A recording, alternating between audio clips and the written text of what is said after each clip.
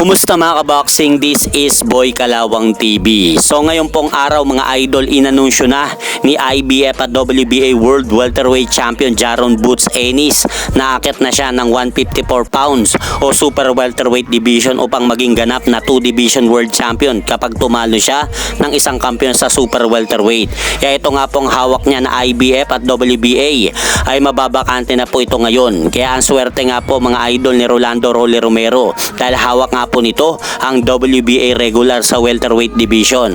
Kaya ma-elevate na po siya bilang WBA World Welterweight Pool Champion, habang ang IBF naman ay paglalabanan naman po yan ng number 1 at number 2 sa IBF welterweight ranking. Kaya may pag-asa na po ngayong hamunin ni Rolando Rolly Romero si pambansa kamao Manny Pacquiao, dahil kung matatandaan po natin na unang nagbigay ng interes na gustong labanan ni Rolly Romero si pambansa kamao Manny Pacquiao. Kaya kung sakaling maging matagumpay na talunin ni pambansa kamao Manny Pacquiao si WBC World Welterweight Champion Mario Barrios sa darating na buwan ng July 19 sa MGM Grand Garden Arena Las Vegas, Nevada, ay pwede nga pong makipag-unify si pambansa kamao Manny Pacquiao ng titulo dito kay Rolando Rolly Romero. Kaya posibleng nga po maging unified champion si pambansa kamao Manny Pacquiao kapag nagkataon, kapag tinalo naman po nito si Rolando Rolly Romero mga idol. At sa kabilang banda, mamaya na po magaganap ang laban ng ating Pinoy na kababayang boksingero na si Christian Araneta, at ang makakalaban po nito sa bansang Japan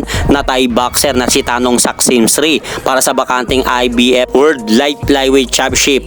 At wag din po nating kalimutan mga idol, mamaya din po magaganap ang laban naman ni WBO World Welterweight Champion Brian Norman Jr. dito sa Japanese boxer na si Jin Sasaki sa kapares na lugar sa bansang Japan. Iabangan nga po natin ang mga matitinding magaganap na laban na yan mamaya.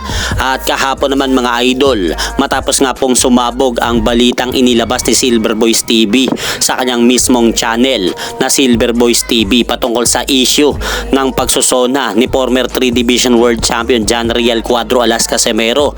4 na taon na po ang nakakalipas matapos nga pong ma-strip sa kanya ang WBO World Bantamweight Belt. Ay inamin nga po mga idol ni Silver Boys TV na siya ang nasa likod ng pagsusumbong sa British Boxing Board of Control na naaktuhan na nagsusonabat si General Casimero sa United Kingdom. Kaya natanggal dito ang WBO belt. Kaya pakinggan po natin mga idol ang sinabi ni Silver Boys sa naging mismong live po nito kahapon.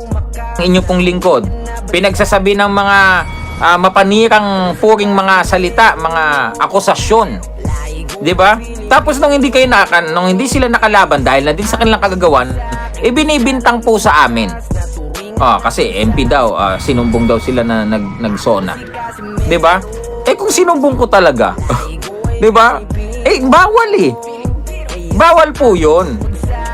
So yun po mga idol, narinig nyo po ng malinaw na si Silver Boys TV pala ang nagsumbong sa BBBOFC o British Boxing Board of Control. Kaya natanggal ang WBO belt kay General Casimero nung araw na yon. At hanggang dito na lang po muna ang aking update sa mga ganapan sa mundo ng boxing. At syempre mga idol, huwag nyo rin pong kalimutan, pakisuportahan nyo naman po muna ang ating munting channel. Maraming salamat po.